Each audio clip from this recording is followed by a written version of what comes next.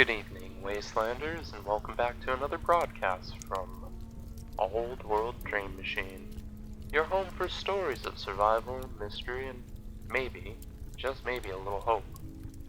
Tonight we dust off the pages of the classic The Time Machine by H.G. Wells. Broadcast straight from the ruins of the Old World, grab your Nuka-Cola, dim the lights, and settle in as we journey through time itself.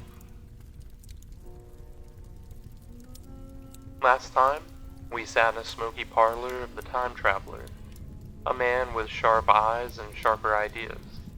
He talked about the fourth dimensions, not just length, width, and height, but time. He called it a road, said it could be walked, forward, backwards, even sideways. Crazy talk? Maybe. But then he pulled out his little machine, something shiny, delicate, and humming with possibilities. And just like that, it vanished. Gone. Snatched out of existence like a pre-war cigarette flicked into the night. His guests? They laughed. Nervous laughter, the kind that sticks to your ribs. But the Time Traveler wasn't laughing. No, he had bigger plans. A full-size machine ready to take him where no man had gone before. Now, we wait. Does he come back? Does he even survive?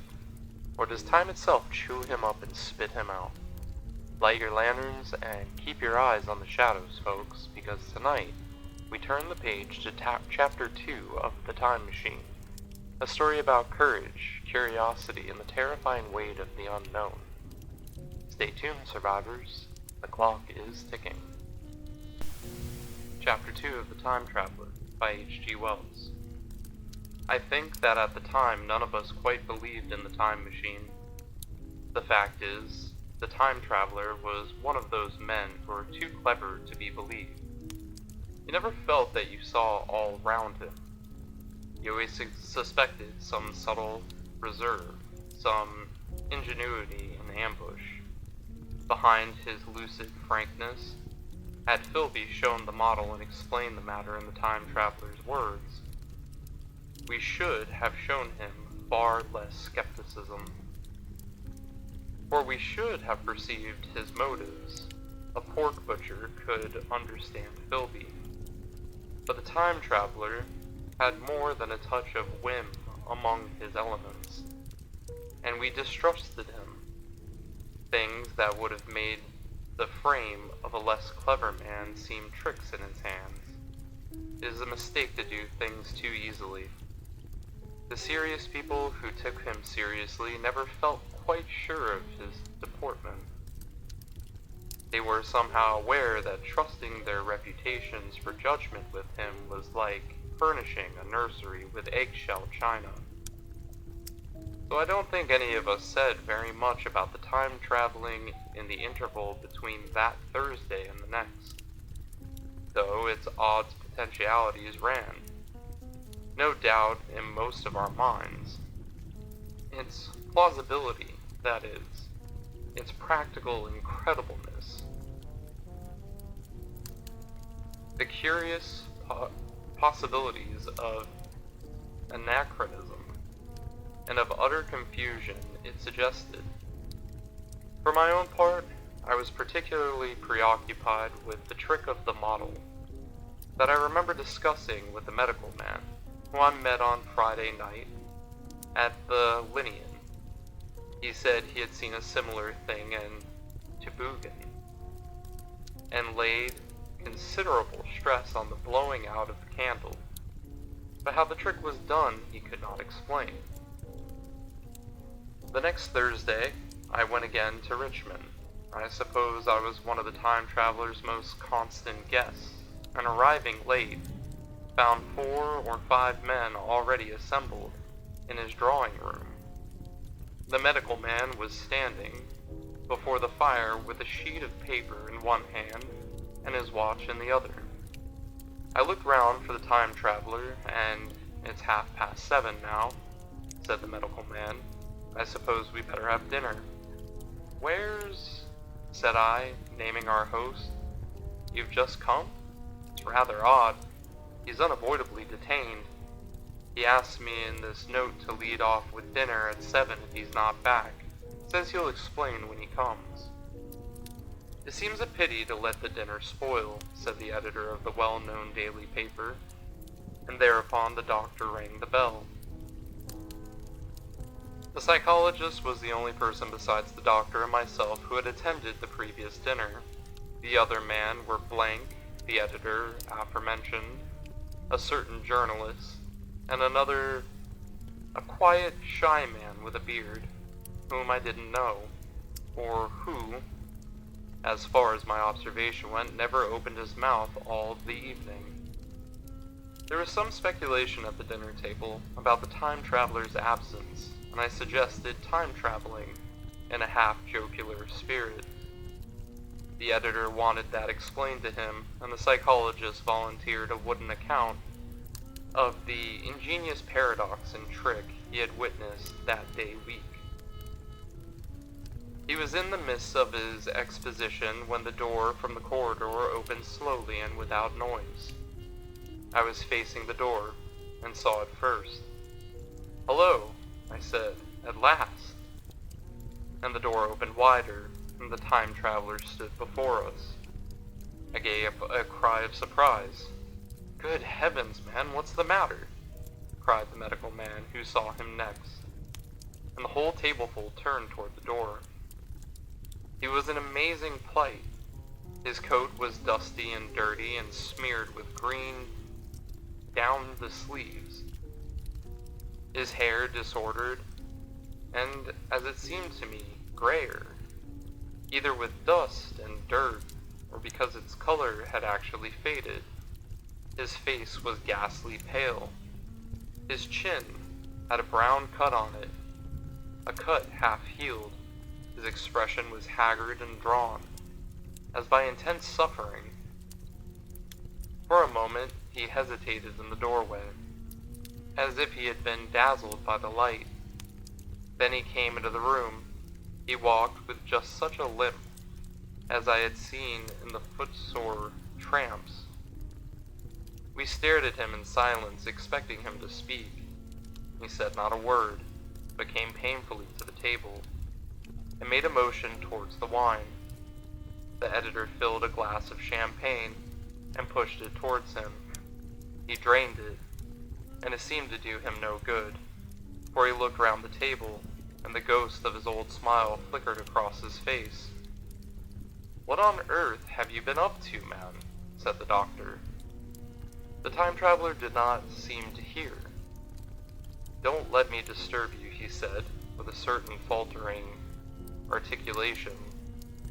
"I'm all right." He stopped, held out his glass for more, and took it off of the drop.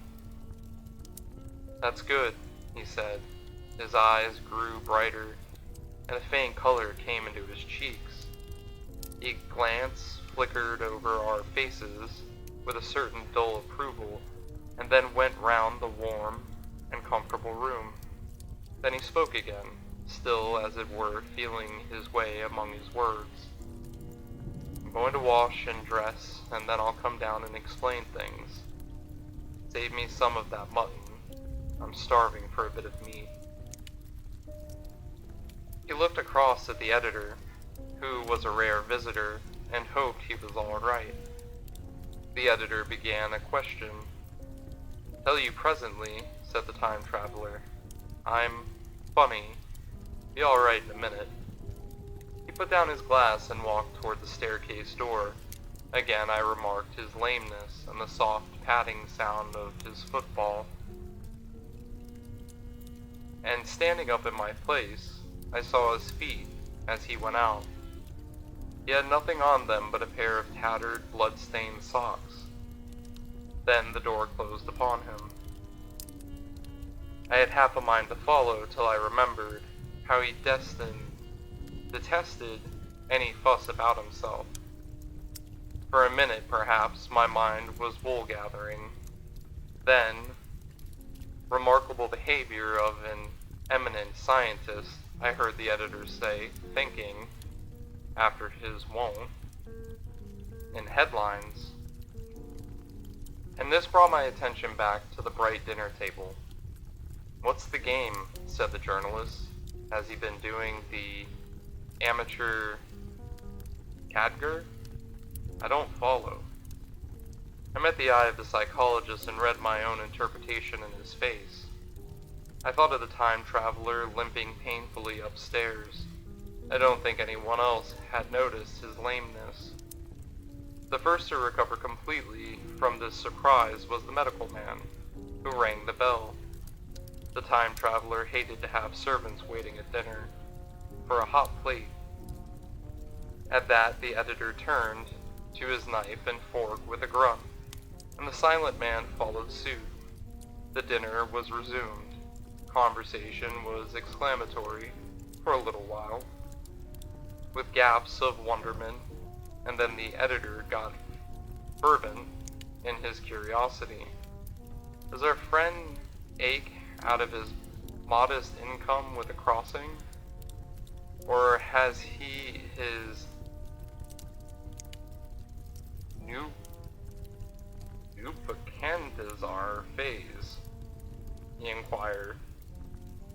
I feel assured it's this business of the time machine, I said, and took up the psychologist's account of our previous meeting. The new guests were frankly incredulous. The editor raised objections. What was this time traveling? A man couldn't cover himself with dust by rolling in a paradox, could he? And then, as the idea came home to him, he resorted to caricature.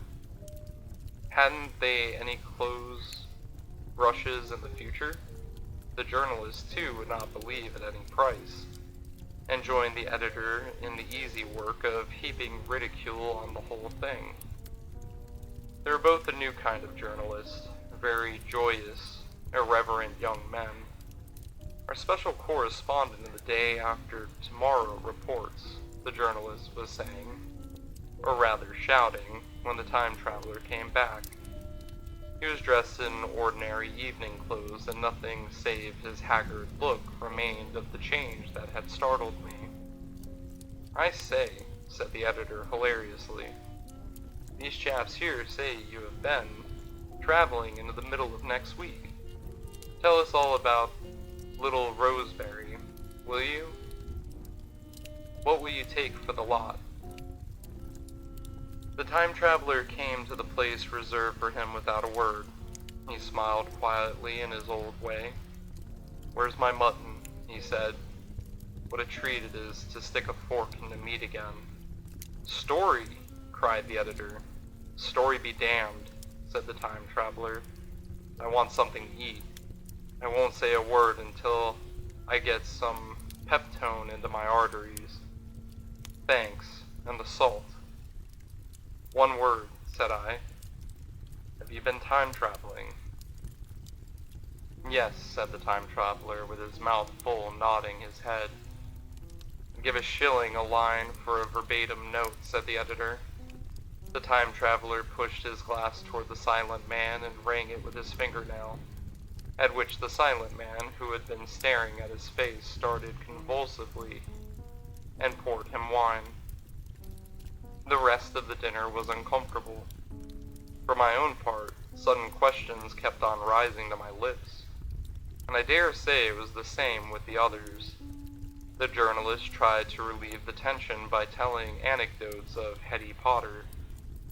The time traveler devoted his attention to his dinner and displayed the appetite of a tramp.